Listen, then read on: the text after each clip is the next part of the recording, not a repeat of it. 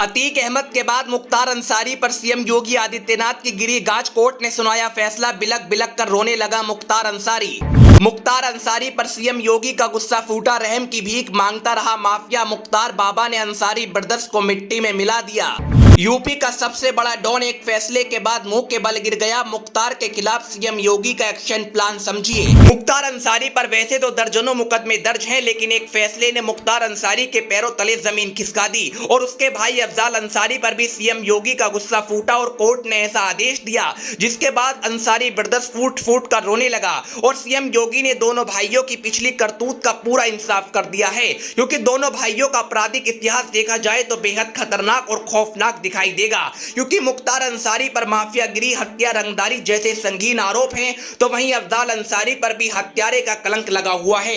यही वजह थी कि यूपी को अपने इशारे पर चलाने वाले माफिया बाहुबली आज अपनी जान की भीख मांग रहे हैं। क्योंकि जिस दिन योगी आदित्यनाथ ने मुख्यमंत्री पद की शपथ ली थी, उस दिन ये संकल्प ले लिया था कि उत्तर प्रदेश के अंदर एक एक माफिया और बाहुबली को ऐसी औकात दिखाई जाएगी कि उनकी आने वाली नस्लें याद रखेंगी। और सीएम योगी की इसी लिस्ट में मुख्तार और अफजाल दोनों भाइयों का नाम सबसे ऊपर आता है। और आज गाजीपुर के बाहुबलियों पर एक ऐसा फैसला आया जिसने सीएम योगी को फिर से करोड़ों भारतीयों का हीरो बना दिया और हर कोई 2024 में बाबा की कवायद करने लगा। दरअसल हम आपको बताएं, भाजपा विधायक नंदकिशोर रोंगटा की सरेआम हत्या कर दी गई, जिसमें सबसे बड़ा नाम मुख्तार अंसारी का था। फिर 2005 में भाजपा के विधायक किशोरानंद राय की हत्या हुई और दोनों भाई अफजाल अंसारी और मुख्तार अंसारी पर सीधा आरोप लगा और गवाहों की माने तो दोनों भाइयों ने ही विधायकों को मौत के घाट उतारा था। ये बात पक्की हो चुकी थी, लेकिन यह मुकदमा कोर्ट में दशकों तक चलता रहा और 2019 में अपनी दबंगाई की वजह से इस केस के मुख्य गवाह जो थे उनको पलट दिया गया और अफजाल अंसारी 2019 में इस पूरे केस से बरी कर दिया गया। इससे पहले मुख्तार अंसारी को भी बरी कर दिया गया था,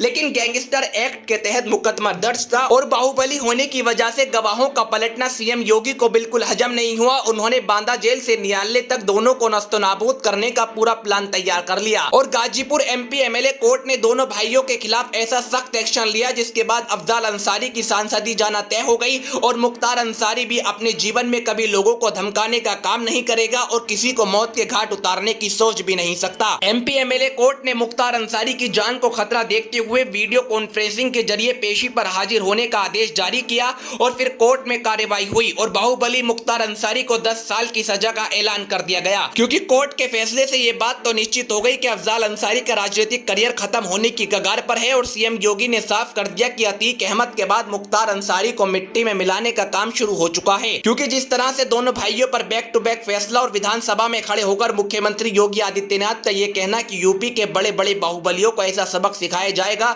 कि चुन चुन कर उन्हें मिट्टी में मिला दिया जाएगा और अतीक अहमद के बाद ये कयास लगाए जा रहे हैं कि मुख्तार अंसारी के साथ कुछ ऐसा ना हो जाए जो अतीक अहमद और अशरफ के साथ हुआ है।